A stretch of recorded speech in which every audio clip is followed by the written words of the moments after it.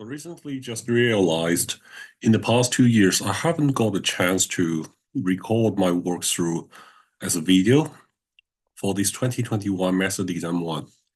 So I decided to get a quick go through to the whole paper. Some of the questions I've already written up my solutions, but towards the end of the paper, I left the solutions blank. So I'll go through the questions. The first question on this paper was very straightforward and very accessible. So just be aware, when you do the part A, you need to use a chain rule to differentiate 2e to the power minus 3x. And you will get a 2 times minus 3e to the power minus 3x. The answer can be written as either this form, or you can see this is a minus 6 divided by e to the power 3x, okay? And just be aware when you have a y here, you should write the derivative as dy dx. I'm not recommending you writing it as y dash or f dash of x, because within the same question, you can see this is f of x. It's a different function. So you don't want to use the wrong notation for your derivative or your antiderivative. Next part of the question, we want to do a evaluation, differentiation and evaluation. So you need to differentiate this product function, which is x times root 2x plus 1. And this is your u dash is 1 times v dash times u, okay? Here, I just used a quick shortcut. Whenever you are differentiating the square root function, say d dx, root whatever function, let's say g of x, the derivative is g dash of x divided by 2 root g of x. So this is a quick shortcut. You could actually write this one as 2x plus 1 to the power half and differentiate using chain rule, but I would say this method is quicker.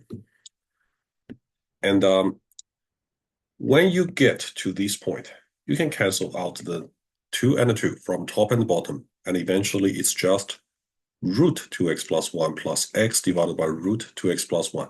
And subbing in 4, you get 8 plus 1, which is 9 here, and 4 divided by 9 under the square root. So the answer could be either written as 13 over 3. Of course, you don't want to leave your answer like that because it's unsimplified. So this answer, 13 over 3, or 4 and 1/3, or least preferable, it's 4.3 recurring, but 4.3 recurring is a valid exact form, but I'm not recommending this one, okay? So either this or 4 and 1/3. For question 2, you can see I listed 2 approaches here. One is the standard typical math method approach. You integrate this function. Remember, when you are integrating a function like a power function, you need to add the power by 1 and divide it by the new power rather than differentiate. For example, if you write 3x squared plus 1 here at c, that means you showed no understanding to integration, and therefore you won't receive any mark, I suspect. So it has to be a correct antiderivative plus c.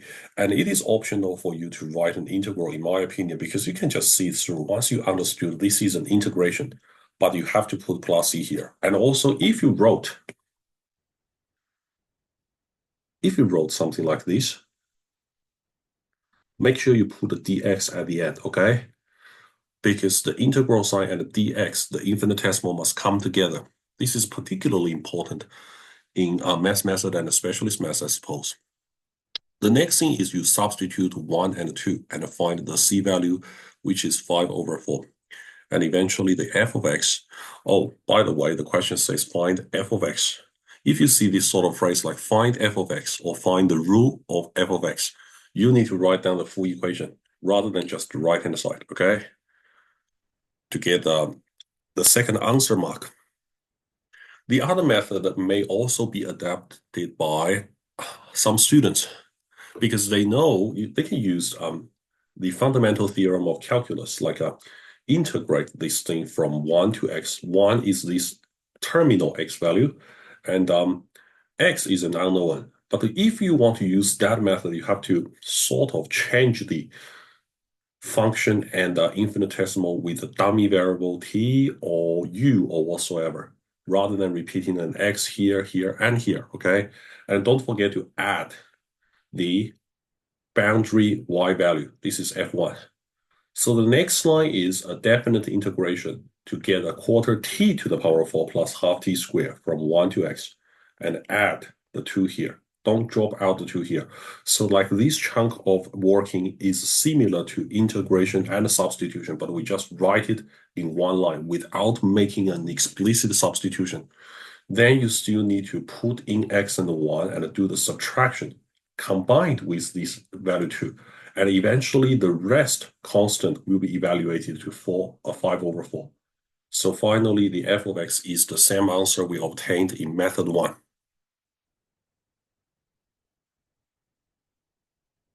Question 3.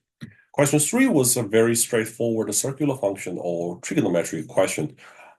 Now they tell you the function is defined over R, which means the sine curve is fluctuating up and down, etc., around the center line, and the amplitude is 2. The center line is 0, so the range over the maximal domain R is -2 to 2. And the period, remember for sine and cosine function, it's 2 pi over n, and the n value is 2. So this mark is also very easy to obtain. For the last part, solve 2 sine 2x equals to √3 for x belongs to R. This is finding all solutions or real solutions to that equation. But to express that solution set, you need to use general solution, which means first, you need to get a sine 2x equals to √3 over 2. And there are two base angles. Because the ratio is positive, you basically get a quotient of 1 and a quotient of 2. The two angles pi over 3 and 2 pi over 3. But that is extracting for 2x. Then I will immediately add 2k pi to each of these two angles because when you start from this line, we call it co-interior angle. We add 2 pi, add 4 pi, add 6 pi, or subtract 2 pi, subtract 4 pi, subtract 6 pi. We're still able to get to the same position. That's why we call it a co-interior angle. And that constitutes an infinite number of solutions.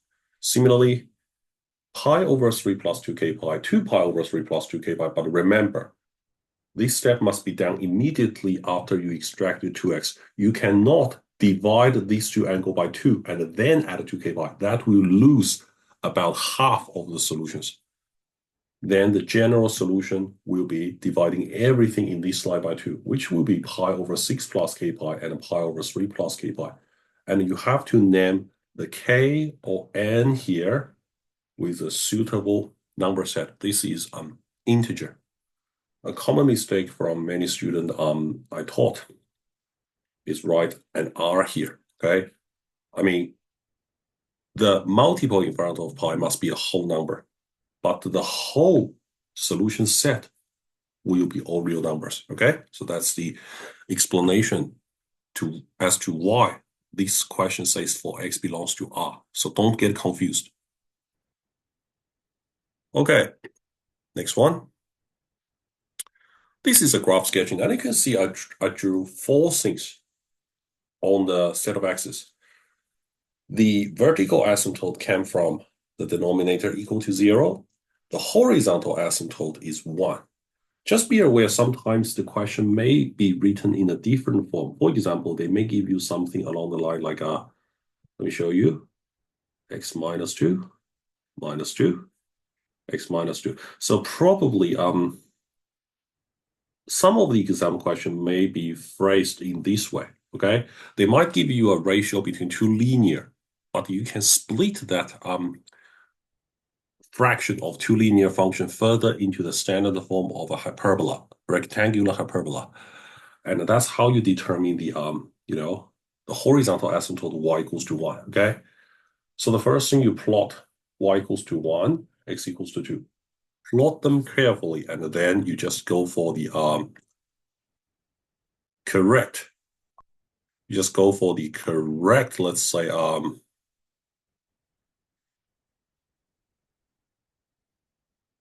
locations of the asymptotes. Sorry, I was running out of the word for a while. And also, this point, 0, 2. must be located here, all right? Because you can sub in x equals to 0 and get y equals to 2. And also when you equate the y to 0, you'll be able to solve for x equals to 4, all right?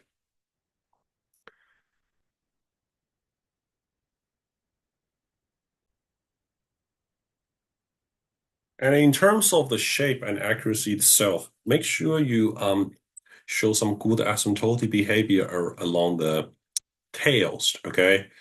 And you can see I plotted a number of points, even if I didn't label them clearly. Say you could sub in -2, -1, and 3 here, x equals to these values, and get the y value. So you can get an accurate shape and a curvature of that curve, okay? Otherwise, some of the branches or rectangular hyperbola shape will look too close to the two asymptotes, all right?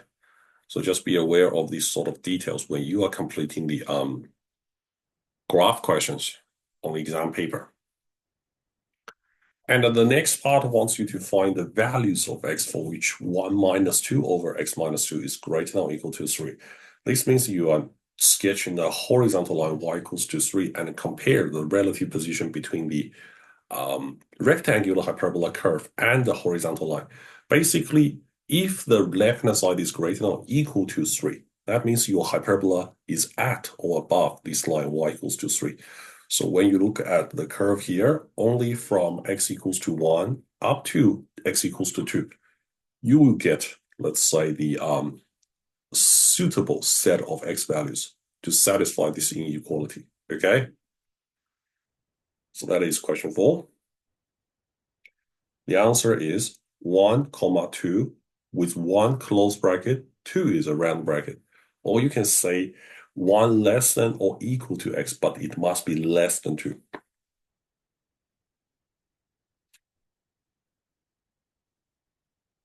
Okay, so let's have a look at the next question. To be honest, question 5 is like a read the questions question. They provided you f of x equals to x squared minus 4 and g of x is 4x minus 1 squared minus 4. Both of them are hyperbole. And the first question says the graph of f and g have a common horizontal or x-axis intercept at 2, 0. Yes, 2, 0 will be the intersection between them. But a confusing point for many students, if they didn't read the question properly, they would have thought, oh, common intercept. Do I need to find the intersection? So they will directly equate these two functions and solve simultaneously and get the incorrect answers, okay? So what the question actually wants is find the coordinates of the other horizontal axis intercept of the graph of G. Basically, you just need to equate your G of x to 0. You are solving G equal to 0 for x. That will allow you to see 4x minus 1 squared equals to 4 once you equated the expression to 0. And you can push the 4 to the other side and divide everything by 4. So you get x minus 1 squared equals to 1, and x minus 1 is plus or minus 1. And you'll be able to see x equals to 0 because 1 minus 1 is 0, or 1 plus 1 is 2. And that 2 is the common x-intercept between f and g. It belongs to G, also it belongs to F. But what we want is the other horizontal x-intercept of G. So 2, 0 is given and 0, 0 is the other one desired. So read the question carefully. It's a very important skill to minimize the mark loss during the actual exam.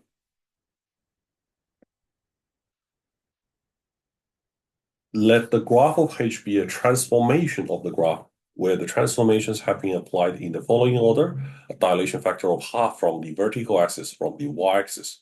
So you are transforming f of x into f2x when you make the explicit substitution into the function. So that is 2x bracket squared minus 4, which will give you 4x squared minus 4. And then translation by 2 units to the right. So you are putting x minus 2 in place of x when you use the functional notation to do the substitution, okay? Just be mindful of these sort of small details. Of course, you can use, let's say, some sort of a mapping method, but it will be more time consuming. So recognition is very important. And the resulting function is 4x minus 2 bracket squared minus 4. But as again, read the question. It wants you to state the rule of H. So it won't be okay if you say f of 2 bracket x minus 2. It should be h of x equals to this resulting function. So there are 2 marks. One mark I would say is for this h of x, the explicit rule here, but it doesn't require the domain, and the domain is all real numbers. And the other thing they want is the coordinates of the horizontal axis intercept. So you either equate your new function to 0 and solve for the 2x values and put them in coordinate form, or just compare what you have in front of you. This is h of x. You have an x minus 2 squared minus 4. This is g of x.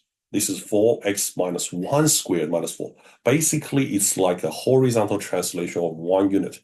From G to H, it's a 1 unit to the right. Therefore, when you have the 2 x-intercept 0, 0, and 2, 0 on the graph of G, you can translate these 2 points by 1 unit to the right. Basically, it's adding a 1 to both x values. So 0, 0, and 2, 0 will be shifted to 1, 0, and 3, 0. So this can be best done by a translation of 1 unit if you recognize the design of the exam writer. I think this is a pretty good question, even though it looks very simple. So read the question and try to draw on some sort of a connection between parts. All right, question 6. Question 6, it says an online shopping site sells boxes of donuts. A box contains 20 donuts. There are only 4 types of donuts in the box. Glazed with custard, glazed no custard, not glazed with custard, and not glazed with no custard. The way I understood the question, the way I comprehend the word with is an intersection, okay? That's why you can see I constructed the color map here, the two-way table. G means glazed, G dash means not glazed. C means with custard, C dash is no custard.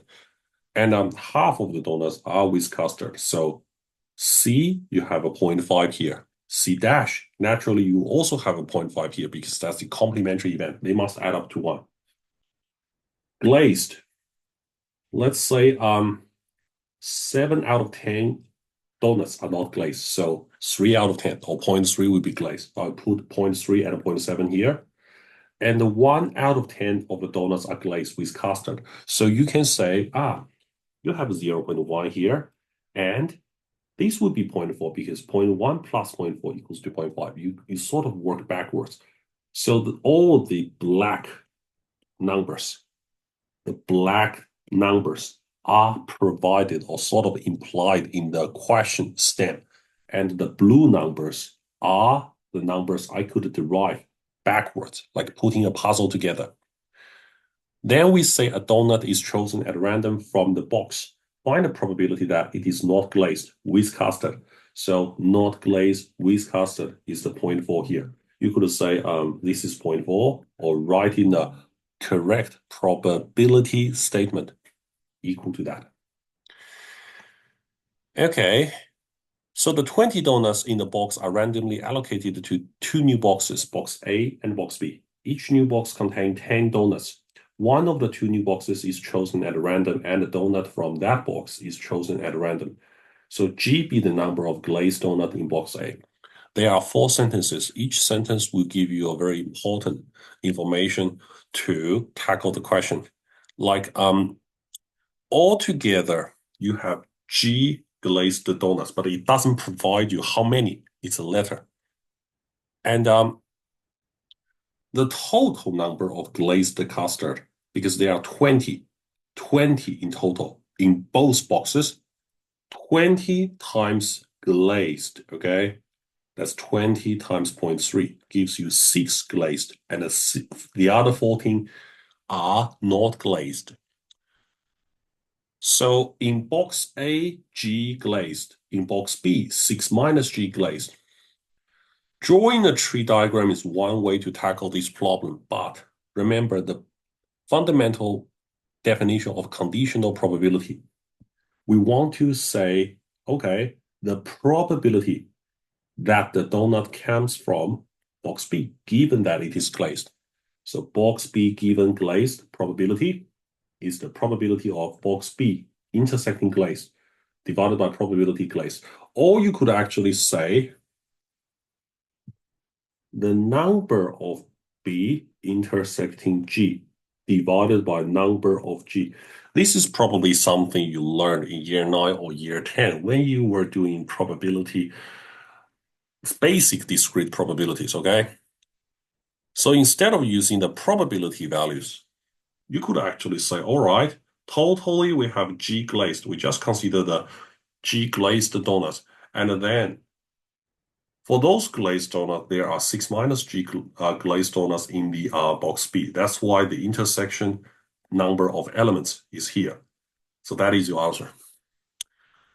And of course, if you're using the conditional probability formula and the total probability, just make sure 10 out of 20 from box A, half. 10 out of 20, which is half from box B. That's half, half. And then the total probability, G over 10 times half plus 6 minus G over 10 times half. And this bit, let me write it down. Could also use this method.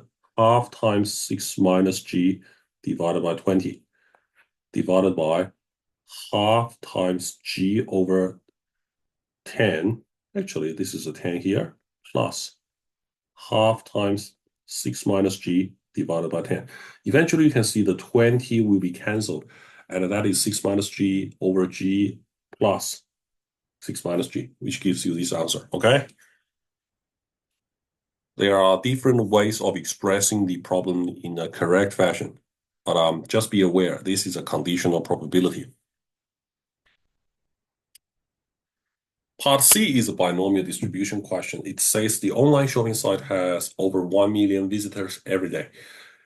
It is known that half of these visitors are less than 25 years old. So p hat is a random variable of the proportion of visitors who are less than 25 years old in a sample of 5 visitors. That means your n value is 5, and the p, the population proportion, is half. It doesn't change. So you can name x as a binomial n equals to 5, p equals to half, and then convert the p hat by multiplying a 5, you get an x. So it's asking for the probability of either x equals to 4 or x equals to 5, because 5 p hat is x greater than or equal to 4 after you multiply the 5 with 0.8. And you need to formulate these two things, okay? Actually substitute the x values into the binomial distribution formula. Just be mindful the current VCAA formula sheet has the probability formula for binomial distribution, I suppose. So make a good use of the reference. Eventually, you will get 5 choose 4 is 5 times half to the power 5 plus 5 choose 5 is 1. That's 1 times half to the power 5. Eventually, there are 6 slots of 1 over 2 to the power 5, which is 6 slots of 1 over 32. And it can be simplified to 3 out of 16. If you wish, you could write the answer as 0.1875, but less preferable in exam 1.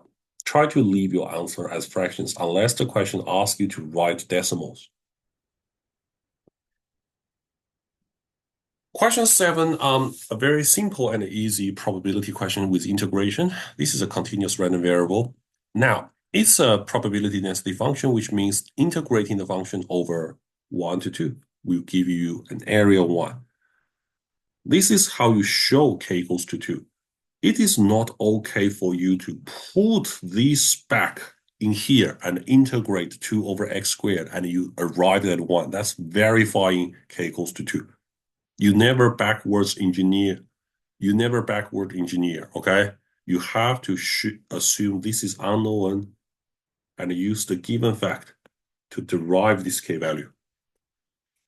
Basically, it's integrating k over x squared, and it is common for a student to write down a log e k squared or x squared or whatsoever. But this is not the case here because you're integrating x to the power -2, you get a power -1. So actually, you get a minus k over x between 1 and 2, equal to 1. And subbing 2 here, you get a minus half k. Subbing a 1 here, you get a minus k. Notice there is always a minus sign between the two evaluations after you antiderive the function. And it's equal to 1, don't forget. Then you simplify the left-hand side to get a half k equals to 1, and that leads to k equals to 2. So basically, you need to show all the working here in the correct order. The next thing is, if you have established of k equals to 2, you should solve this into the function now. Because part A wants you to show this is k equals to 2. Part B means, okay, you can use that in part B. Integrating the function times x gives you the expected value. And then you will now get a 2 log ex from 1 to 2. And subbing 2 and 1, do the subtraction. Log e1 is 0. And you just get a 2 log e2 or log e4. And just notice, it is fine for you to write natural log 4 or 2 natural log 2, in my opinion, because ln is a valid shorthand notation for log e. But it is never okay to write log 4, because log 4 without any base specified has different meaning. In general math, further math, or chemistry, if you don't write any base, that is default to log base 10, all right? So not this thing. All right. Question 8. Question 8 was an integration question, and you need to convert the square root like x plus 6 to the power half. And this is ax plus b to the power n dx. Ax plus b to the power m plus 1 divided by a m plus 1 at c. You can also get that formula from the current VCAA formula sheet. The function has a single stationary point going through 3,29/4. So that is the condition you use to find the integration constant. So basically, first thing, I'll convert that to a power half. The next thing is I'll take out a half from these two terms to write it like a minus half x plus 3. So when you integrate the two terms, you'll be able to get x plus 6 to the power 3 halves. And now notice the relation, because you are dividing by 3 halves, you multiply by 2/3, okay? And integrating this thing will give you a half square. That's why it's a quarter x plus 3 to the power 2 at c. I think this is the first stage of the question because this is a 3 marks question. The next thing is you need to substitute the 3 and 29/4 into this line here. And you will be able to find c. Just be aware, when you sub in the 3, this is a 9 to the power 1.5. That is 9 times 3. So you get a 9 times 3, which is 27 here. And 3 plus 3 is like 6. 6 squared is 36. So 36 divided by 4, that's a 9. And 2 times 27 divided by 3, that's 18. So you only have a c here. Now, just be aware when you do the 18 minus 9, it's a 9 here, and the 9 is 36/4. So 29/4 divided minus 36/4 will give you minus 7/4 for the c value. So the rule, the question wants the rule of the function. It has to be a y here, unless you define let y equals to f of x. Otherwise, don't write f of x here. And I do notice many students wouldn't have been approaching this question in the similar way like I did. They might have integrated these two terms separately. Of course, that's totally fine. Then this integration constancy will look slightly different because we don't express the last 3 terms like a proper complete square turning point form. Then follow this calculation, you will find c equals to -4. I think this answer is also acceptable. It's an expanded form to this version here, okay? So this may well also be another equivalent correct answer. Part B, determine the nature of the stationary point. Well, two common methods. One, when you have a dy dx, just differentiate again, you get a second derivative, and the solving x equals to 3. In this case, when you differentiate, you get a 1 over 2 root x plus 6 minus half. And solving the 3, you get a 1/6 here minus half, which is minus 1/3, and it's less than 0. This is showing it's a concave down at this point. So it's a local maximum. Another way is to construct a probability table. For example,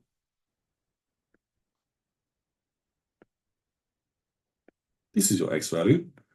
And remember your dy dx is root x plus 6 minus half x minus, let's say, 3 over 2. So what sort of value should I substitute? Well, we know at 3, this is a gradient 0. So it's a flat point here. The other thing is, what value should I substitute to get our calculation easier? Well, firstly, the existence of x plus 6 under the square root needs to make the whole function with a domain restriction greater than or equal to -6. So it is never okay for us to substitute, for example, -10. Then you wouldn't get this term defined. Secondly, with the square root here, you try to make sure the value you choose under the square root is a perfect square. Then I think if I want to make this number as a 1, let's say we could substitute a -5 here. -5 is greater than -6, which is fine. So it will give you -5 plus 6, that's a +1, -5 over 2, -3 over 2, which means this is like, -8 divided by 2, that's -4. So it's a -3.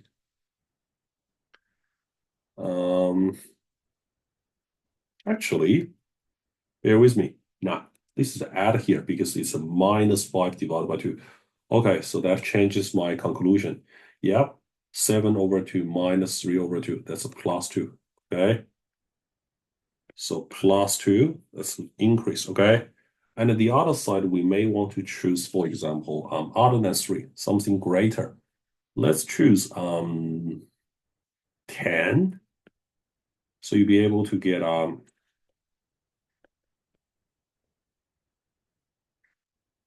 root 16 minus 10 over 2 is 5 minus 3 over 2. So you get 4 minus 5 is -1 minus 3 over 2. Yep, -5 over 2. So that's a negative gradient, okay, less than 0. Therefore, it's a local maximum, okay?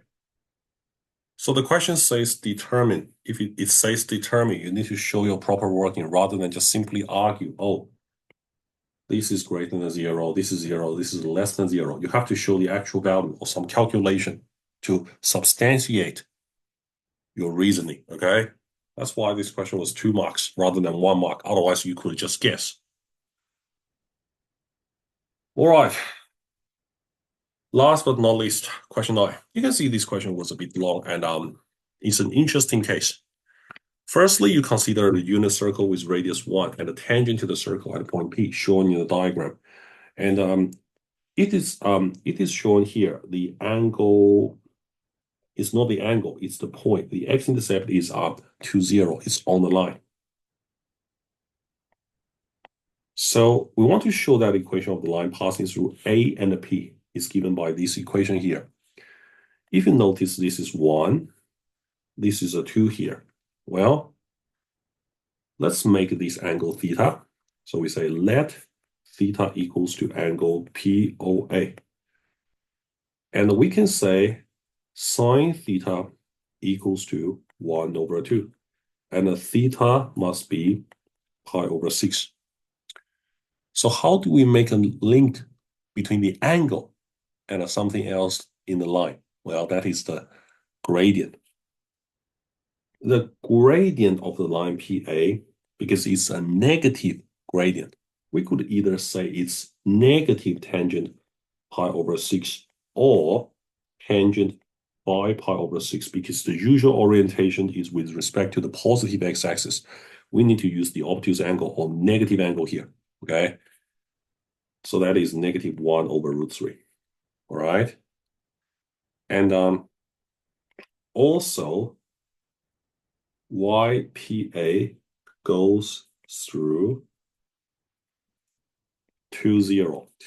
Yes, you could actually get a coordinate of this point P here, but I would say use the existing one rather than reinvent the wheel. So you say y equals to minus 1 over root 3 times x minus 2 plus 0. Or you could say y equals to minus 1 over root 3 x plus c and show the substitution, etc. And that gives me y equals to minus 1 over root 3 x plus 2 over root 3. And that's completely shown, okay? Alternatively, you may recognize the equation of the line, the equation of the circle is this thing here. And let y equals to mx minus 2 be PA, okay? Since the line is tangent to circle, one solution only. So you can say substitute into 1, you will get x squared plus m squared x minus 2 squared equals to 1. Okay, and then you can expand this whole equation. Expanding this will allow you to get m squared x squared minus 4x plus 4 plus x squared minus 1 equals to 0. So you actually get m squared, bear with me, m squared plus 1 bracket x squared minus 4x plus 3 equals to 0. And well, I'm running out of space here.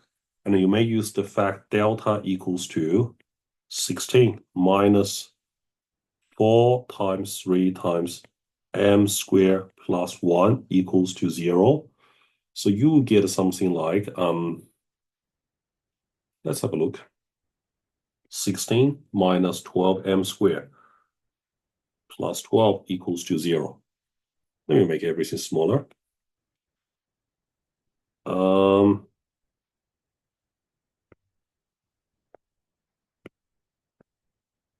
Yep, that's almost completion of the question. You could say, this is a minus 12. Minus 12 is here. Okay, so it's 4 minus 12m squared equals to 0. And 1 equals to 3m squared. And m squared equals to 1/3. As m is less than 0, negative gradient, m must equal to negative 1/3 minus negative 1 over root 3. Bear with me. So y equals to minus 1 over root 3 x minus 2. And that's giving you the same answer as before, okay? I do have a method 3 and a method 4, but I don't think it is very economic or efficient for 2 marks show that question. Basically, my understanding is 1 mark for constructing a gradient of minus 1 over root 3 using a valid argument and working, especially including you need to name which angle you are referring to. Another mark I would say it's you need to get that intercept. Okay, you need to get that y-intercept based on your correct gradient. Okay, in some way. Okay. Next part of the question is a transformation question. Well, I just did some adjustment to the matrix notation on the original exam paper. So the corresponding coordinate mapping function will be txy equals to x, comma, q times y. And q is a non-zero. So if q is non-zero, let's think about q is greater than 0. It's dilation factor of q from the x-axis. But if q is less than 0, it may also involve a reflection. So we would like to see the values of q for which the graph of h intersect with the unit circle at least once. Basically, let me put it in this way. This transformation is applied to the function, let's say, the graph of the function h. h of x is q times minus 1 over root 3x plus 2 over root 3. So when q equals to 1,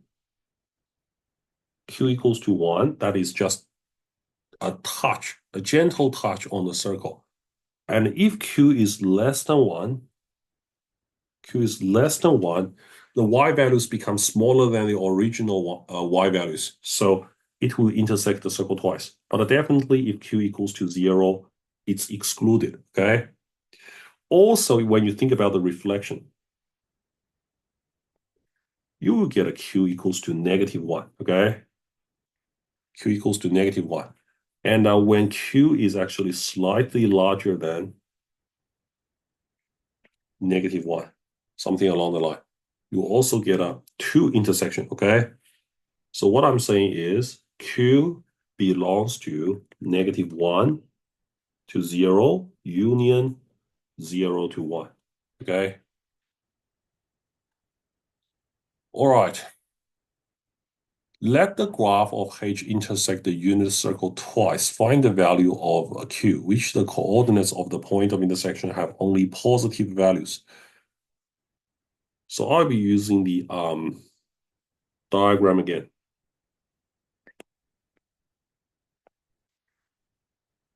Using this diagram, you can see if the point of intersection have positive values only, then we must sort of make sure it's somewhere here, okay, within the first quadrant. And 0 itself, well, we need to exclude 0 because 0 is not positive nor negative, okay? To draw a larger diagram. This is a quarter circle. This is 1, 0. This is 0, 1. Okay. So if I have a line here,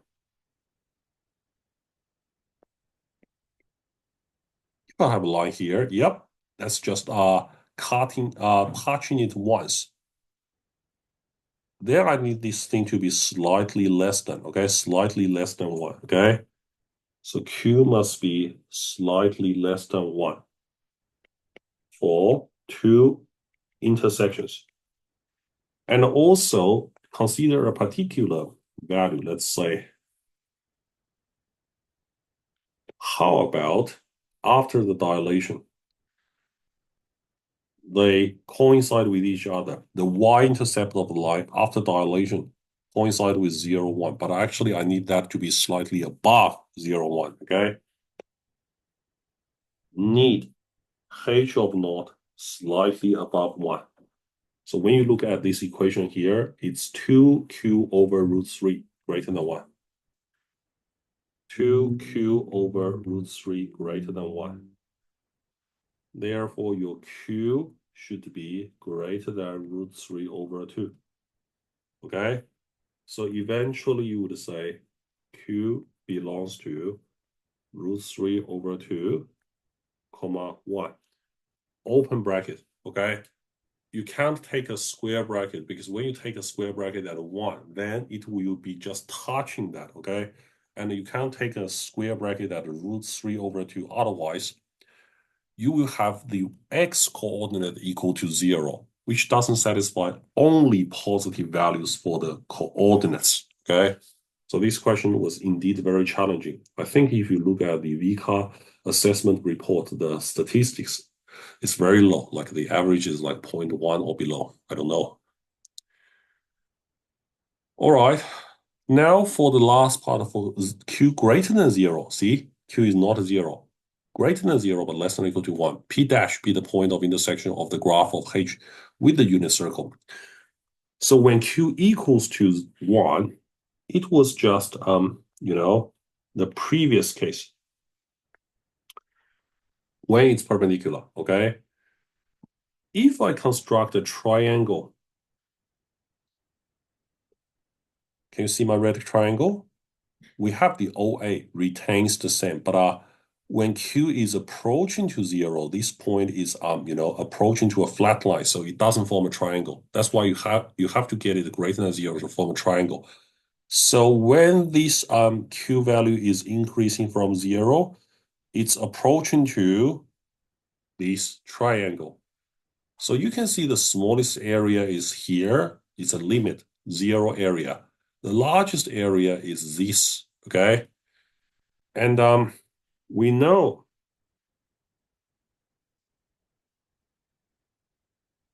this thing is pi over 3, okay? Pi over 3. And this thing is pi over 6, the smaller acute angle. Now, if you want the function that gives the area of the triangle OAP in terms of theta, well, it's just 1 times 2. G of theta equals to half times base times height, which is sine theta. Okay? How do I know that? Because in such a triangle, this is 1. This must be sine theta. This is theta. And this must be cosine theta. But we know the whole thing must be 2, from 0 to 2, okay? So you get G of theta equals to sine theta. And I know the angle theta by the rotation method. The smallest is 0, but it's not equal to 0 because we can't take Q equals to 0. The largest is pi over 3. The question says define, that means you need the rule and the domain. Theta is between 0 to pi over 3, okay? And you notice this is not yet pi over 2, so it can't really reach the theoretical maximum value of the sine function. So the last part is technically just drawing the diagram. This is a sine function. This is pi. This is 2 pi. But third pi is even less than half pi. So basically, we take this part until the pi over 3, okay? 0 to pi over 3.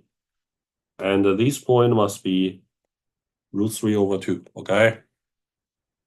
So the maximum G equals to root 3 over 2 when theta equals to pi over 3 using diagram. So this is a typical case where we have a restricted domain and the maximum, the absolute maximum occurs at one endpoint if the function is increasing or decreasing something. So double check with the restricted domain, all right?